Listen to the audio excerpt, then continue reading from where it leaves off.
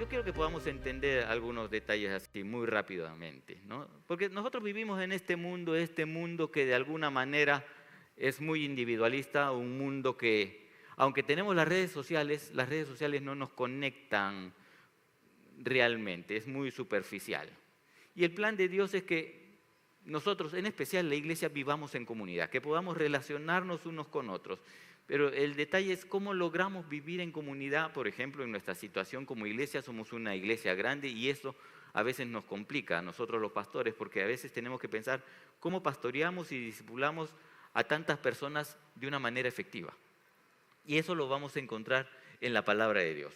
Así que en la palabra vamos a ver, si ustedes recuerdan, en Hechos capítulo 2, el día de Pentecostés, cuando el Espíritu Santo desciende, estaban 120 discípulos allí reunidos y el Espíritu Santo desciende de una manera estruendosa, de tal manera que todos los que están en la casa son llenos con el Espíritu Santo y la gente que está alrededor se acerca para ver qué cosa ha ocurrido. Claro, en ese momento no estaban los discípulos tomándose selfie y posteándolo para que los demás se enteren.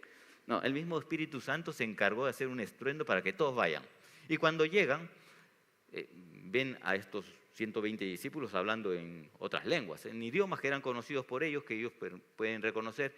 Y Pedro, impulsado por el Espíritu, predica su primer sermón. Y en ese momento 3.000 personas aceptan al Señor. Ahora, estos nuevos convertidos no se convirtieron por el estruendo o las señales maravillosas que estaban ocurriendo, sino que se convierten por el mensaje que Pedro ha dado. Es decir, la gente se convierte realmente por el mensaje, y eso tenemos que tenerlo muy en claro. Es el Espíritu Santo que convence de pecado, justicia y juicio, pero lo hace a través de la palabra.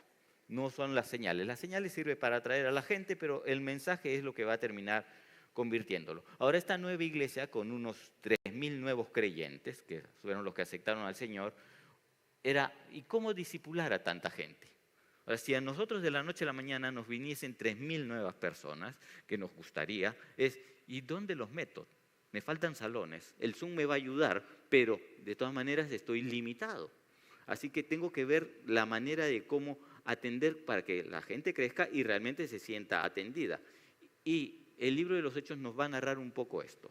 Decíamos, se convirtieron 3.000 nuevas personas. Eso ocurre en Hechos 2:41. Y a partir del verso 42 nos va a decir un poco cómo ocurre esto, que debemos aplicar nosotros. Y permítame leer el verso 42, dice: y perseveraban en la doctrina de los apóstoles y en la comunión unos con otros, en el partimiento del pan y en las oraciones. Lo que tenemos que entender es que ellos están perseverando. Ahora, perseverar involucra el hacer algo de una manera constante. Pero perseverar se tiene que hacer sobre algo. Es decir, yo tengo que saber qué algo, digámoslo así, voy a hacer. El texto bíblico nos está haciendo referencia a que ellos estaban perseverando en la doctrina. Por lo tanto, el primer principio que debemos observar es que debemos perseverar en la doctrina, debemos perseverar en la palabra. Es decir, si tú no has estudiado nuestra escuela bíblica, entonces hay algo que hay que ajustar. Y si no has acabado los 5 libros, hay algo que hay que ajustar todavía. ¿Por qué? Porque el principio que la palabra nos dice es: debes de perseverar, debes ser constante en la doctrina, en la palabra, la necesitamos. Permítame un ejemplo personal. Yo soy malo con los nombres, soy terrible con los nombres. Si tú me das tu nombre ahora, dentro de un rato te lo voy a cambiar o me voy a olvidar, porque soy malo. No es culpa tuya, es culpa mía, vine fallado de fábrica, ¿ok? Pero así soy yo. El rostro sí me acuerdo. El nombre te puedo llamar por cualquier otro nombre, no te sientas mal, pero sabes que me estoy refiriendo a ti, ¿ok? Pero lo mismo que me pasa con las personas, me pasa con los nombres de las calles.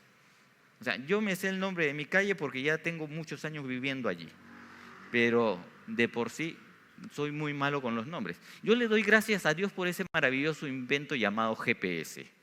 Si no fuese por el GPS, por el Waze, yo no llegaría a muchos lugares. Yo necesito ese Waze que me indique por dónde tengo que ir. Debo reconocer que no soy el único. La mayoría de hombres nos pasa. Porque los hombres no solemos preguntar dónde queda tal calle. Nosotros decimos a la esposa: pregunta tú. ¿ok? Ella es muchas veces nuestro Waze, ¿no? Pero ahora como ya tenemos el Waze, ya no le preguntamos o le decimos a la esposa, sino al Waze, ¿no? Que el Waze nos guíe un poco. Pero eso que va ocurriendo, y a veces lo uso yendo a lugares que yo conozco. ¿Por qué? Porque el tráfico es terrible y me va a ayudar a ir por unas rutas donde ahorraré tiempo, ¿ok? Pero eso que ocurre normalmente en nuestro ámbito social es algo que debe ocurrir también en el ámbito espiritual. Yo necesito un güey espiritual, un GPS espiritual que me guíe. ¿Por qué? Porque en este mundo las cosas no son muy simpáticas. En este mundo me voy a encontrar con decisiones que debo de tomar, con tentaciones, con dudas y momentos difíciles. Así que mi Waze espiritual o mi GPS espiritual es la Biblia. La Biblia es ese GPS para la vida. ¿Por qué? Porque yo necesito ser guiado para no terminar perdido espiritualmente siguiendo caminos que parecen buenos, pero terminan siendo con un fin de muerte. Así que yo necesito ser guiado. Y mi guía tiene que ser su palabra, porque esta nos va a dar dirección, nos va a corregir, nos va a consolar e incluso nos va a fortalecer cuando fallamos. Es decir, yo necesito la palabra. Y en ella es donde yo voy a encontrar la doctrina. Doctrina en la cual debo de perseverar. Es decir, el Señor me ha llamado a perseverar en la doctrina. El Señor me ha llamado a perseverar en su palabra. Tengo que tomarme el tiempo cada día de leer y meditar constantemente en su palabra. Tengo que estar conectado con su palabra. Si yo, por ejemplo, hablando del Waze, ¿ok? Yo lo puedo tener. Hoy en día las aplicaciones, los teléfonos son magníficos. Y yo la puedo tener, pero no me sirve de nada si no la enciendo. Aunque la tenga la aplicación acá, pero si no la enciendo no me sirve de nada. Y además de esto, aunque la tenga y la haya encendido, la haya abierto, si no tengo señal, tampoco me sirve de nada. Yo necesito, primero, encenderla y segundo, estar conectado, ¿no? Conectado con una señal que viene de lo alto. Igual va a ocurrir con la palabra. Yo necesito abrir la palabra. Si no la abro, no me sirve de nada. Pero también necesito estar conectado con el de arriba para que esa señal pueda funcionar. Es decir, tengo que, para perseverar en la palabra, abrir la palabra y pedirle que su Espíritu Santo me guíe.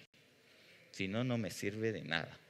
Me estoy explicando. Es decir, tengo que tomarme el tiempo. Tengo que estudiar su palabra y tengo que dejar que su Espíritu Santo me hable.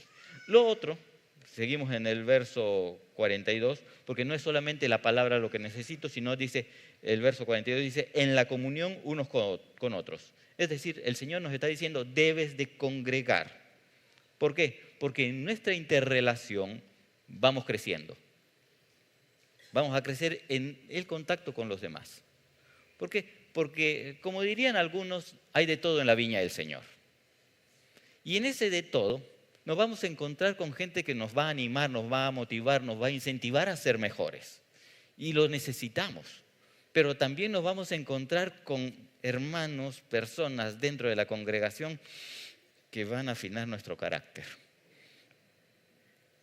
A buen entendedor, pocas palabras. Hay de todo, ¿no?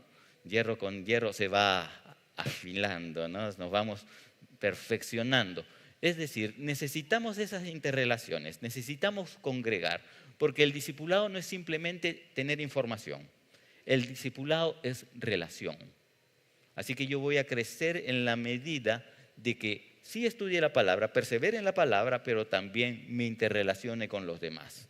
Y esa interrelación con los demás es un hecho presencial. Así que aprovechemos y digámosle a los que están en las redes, tienes que congregar. No, volteamos, miramos la cámara y decimos, tienes que congregar. Dígale al de la cámara, no le digas al de al lado porque, ¿no? Dile, al de la cámara tienes que congregar, porque el de al lado está congregando. Al de la cámara ahí atrás, dile, tienes que congregar. Voltéense así con el dedo acusador. Tienes que congregar. ¿Ok?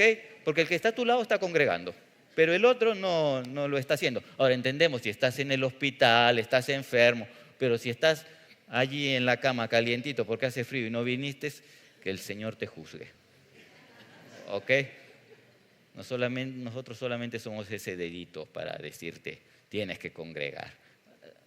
Después el texto sigue mencionando en el partimiento del pan. Ahora, el texto está destacando realmente la participación en la cena del Señor, porque la cena del Señor nos habla de compartir juntos un mismo sentir, tener una misma fe, una misma esperanza. Es decir, no es simplemente el venir y participar, habla de todo un contexto que involucra estar en la cena del Señor. Y el texto sigue mencionando y en las oraciones. Es decir, el texto nos está destacando la importancia de orar, de participar en las reuniones de oración. Y nadie dice amén, al menos digan ay, ¿no? Es decir, tenemos que entender que la iglesia no se reúne por costumbre o por obligación. Hay un compromiso con la palabra. Hay un compromiso con participar juntos y con la oración. Por lo que la iglesia no es simplemente una comunidad social donde participamos como si fuese un club para entretenernos y pasarla bien, sino es, suena un poco raro, pero es un cuerpo espiritual, ¿no? Cuya base es nuestra fe en Jesucristo. Así que la iglesia tiene 4 pilares básicos. Uno es la doctrina, la palabra, la comunión unos con otros, el compartir, decíamos, no es solamente la cena, sino el sentir, la esperanza, la fe y la oración. Pero en esto se tiene que perseverar. Y el perseverar no es algo esporádico, es algo constante. Tu crecimiento, mi crecimiento espiritual tiene que ver con la constancia. Ahora, nuestro crecimiento habla de ese compromiso con el resto de creyentes. Aunque hoy en día uno puede decir, sí, pero a través de las redes sociales yo puedo relacionarme con los demás. Sí, pero las redes sociales no es una realidad plena. Porque lo que postean en el Facebook es una vida maravillosa. Mira las vacaciones, mira dónde fui, mira dónde comí, mira todo eso. Pero eso son cosas esporádicas. No es una realidad total. Aun cuando usas el Zoom, el Meet, no es una realidad total. Porque de la cintura para abajo nadie sabe cómo andas vestido. No es totalmente pleno. En cambio, el congregar habla de más. Y el texto nos lleva a ir a ese más. El versículo 43 dice, y sobrevino temor a toda persona y muchas maravillas y señales eran hechas por los apóstoles. Es decir, acá Dios está diciendo que Él se está manifestando de una manera especial en esa relación que la iglesia está teniendo unos con otros. Una relación que permite impactar a los demás. El verso 44, y dice, todos los que habían creído estaban juntos y tenían en común todas las cosas. Es decir, la iglesia está junta, pero está teniendo cuidado y un cuidado genuino por los demás. ¿Y de qué nos habla esto? Nos habla simplemente, no es solo asistir, sino el pertenecer, que son cosas diferentes. Pertenezco a un cuerpo, no simplemente asisto a una reunión. Es decir, tenemos una iglesia que crece en la palabra, pero también crece en poder, pero también están juntos unos con otros. Y el texto nos menciona, el verso 45, y vendían sus propiedades y sus bienes y lo repartían a todos según la necesidad de cada uno. Yo quiero que podamos entender rápidamente el contexto. Piensen, es gente que está vendiendo sus cosas para compartir a los necesitados. Pero no pensemos simplemente en gente que está haciendo eso. Pensemos, esta gente son judíos. Y los judíos para que vendan sus cosas. Es un poco difícil porque el judío es judío, ¿no? Y ahora ellos están vendiendo y están dando a otros. Y esto nos está hablando básicamente de el toque de Dios en la vida de estas personas que los está llevando a actuar. Si Dios está tocando tu vida, te debe llevar a actuar. Nosotros a veces con los anuncios y todo eso solamente somos un canal informativo para que tú te puedas movilizar. Es por eso que nosotros solemos decirte, no te olvides del kilo de amor, no te olvides de la ofrenda para movilización, la ofrenda misionera. O sea, esos detalles es simplemente para que te hagamos acordar de lo que tienes que hacer, pero es el Señor que te tiene que mover a que des generosamente y no des como una limosna como que me está sobrando o para no quedar mal con el hermano que puede estar a tu lado. No, sino porque el Señor me tocó, porque el verdadero amor va a romper con el egoísmo, porque nuestro crecimiento espiritual se va a evidenciar en cómo tratamos a los demás, porque el crecimiento verdadero se nota cuando das, no cuando recibes. Es por eso que es importante aprender a dar.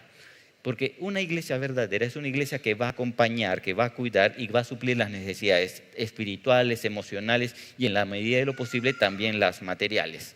Pero el factor aquí que nos está enseñando la palabra es, en primer lugar, lo que la iglesia está haciendo y cómo lo está haciendo, pero ahora nos va a decir los siguientes versos en dónde lo está haciendo. El verso 46 dice, y perseverando unánimes cada día en el templo, perseverando unánimes, no están perseverando solos, están en grupo, y partiendo el pan en las casas, comían juntos con alegría y sencillez de corazón. Ahora, como creyentes, la relación y la vida cristiana que se están llevando, la están viviendo en dos espacios básicos. Dice, en un espacio público, que es el templo, y en otro privado, que es la casa. El templo habla del lugar físico donde los creyentes iban a congregar. Ellos sabían que debían participar en un grupo grande, un grupo mayor que estaba destinado especialmente para alabar y adorar al Señor. Y esto lo sabían y participaban. No se quedaban mirándolo a través de las redes sociales. ¿Ok? Pero también nos habla de ese grupo privado, de ese grupo particular que son las casas, donde los creyentes se reunían. Así que el crecimiento personal y de grupo no solamente se da en un evento particular como puede ser un domingo, sino que se da constantemente en la relación continua. Y esto se genera en los grupos pequeños, en las casas. En nuestro caso particular, digamos así, lo denominamos redes. Es decir, tenemos que relacionarnos dentro de estos grupos pequeños, porque allí es donde se va a dar ese crecimiento personal y esto nos va a ayudar a crecer mejor, porque en un grupo tan grande nos perdemos. Necesitamos al grupo pequeño donde podamos apoyarnos y soportarnos unos a otros, podamos crecer juntos. El verso 47 dice, alabando a Dios y teniendo favor con todo el pueblo, es decir, la gente te va a ver de una manera favorable, y el Señor añadía cada día a la iglesia a los que habían de ser salvos. Una iglesia que vive en comunidad va a atraer a los perdidos. Una iglesia que vive en comunidad va a crecer, va a avanzar. Crecer no es solamente saber más, tener más información, sino una iglesia que crece es una iglesia que ama más, que comparte más, que sirve más. Así que tenemos que entender que vivir en comunidad no siempre va a ser cómodo, porque decíamos, hay de todo en la viña del Señor, pero es el camino que Dios diseñó para ayudarnos a crecer. Vivir en comunidad nos ayuda a crecer, necesitamos participar en comunidad, ¿no? Y esto lo entendieron desde el principio los creyentes. Necesitas al grupo, nos necesitamos. Necesitamos perseverar, pero necesitamos perseverar en la comunidad, perseverar en la palabra, en el partimiento del pan, en la oración, pero también en nuestra interrelación con los demás. Así que es algo que cada uno de nosotros tenemos que comprender, porque a veces nosotros decimos, no, Señor, tú y yo somos mayoría. Y el Señor te dice, tú y yo somos parte de un cuerpo. Es Cristo la cabeza y el cuerpo la iglesia. Tiene que estar integrado y tienes que integrarte al cuerpo. No te aísles, no te creas mejor que los demás. Necesitas a los demás porque los demás te van a retroalimentar. Necesitamos crecer juntos. Así que tenemos que entender eso. Así que aprovecho para dar comerciales. Si no estás participando de un grupo pequeño, de una red, entonces no estás yendo conforme a lo que el Señor está diciendo. Y permítemelo decir, bueno, como es el primer servicio de la mañana, aprovecho para darles café. ¿Ok? No estás obedeciendo al Señor. Y el que sabe hacer lo bueno y no lo hace, el texto ya lo conocen. Es decir, tienes que congregar y no pongas excusas. Tienes que participar de los grupos pequeños. Si no lo estás haciendo, que Dios te bendiga, pero te las arreglas con Él. Nuestra labor es informarte y decirte lo que te toca hacer a ti. Si tú no lo haces, yo ya aprendí de Pilato. Cumplí con lo mío. Pero eres tú el responsable sobre aquello de lo cual ahora conoces. Tienes que formar un grupo pequeño. Así que a la salida te acercas a las mesas y dices, búsquenme una red. Ahora, si se demoran en encontrártelo, porque esto también pasa, ahí voy al segundo comercial. Nos faltan líderes de red. Si ya acabaste todo tu escuela bíblica, tu nivel 1, necesitas cumplir con el Señor de hacer discípulos. Decirle, ahora entiendo que tengo que ser líder.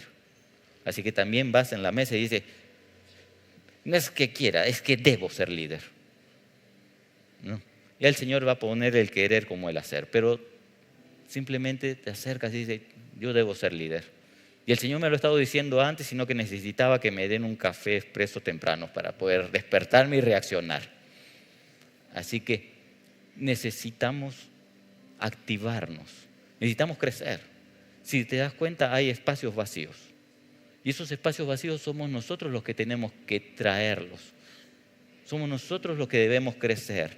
No esperemos simplemente que la gente venga.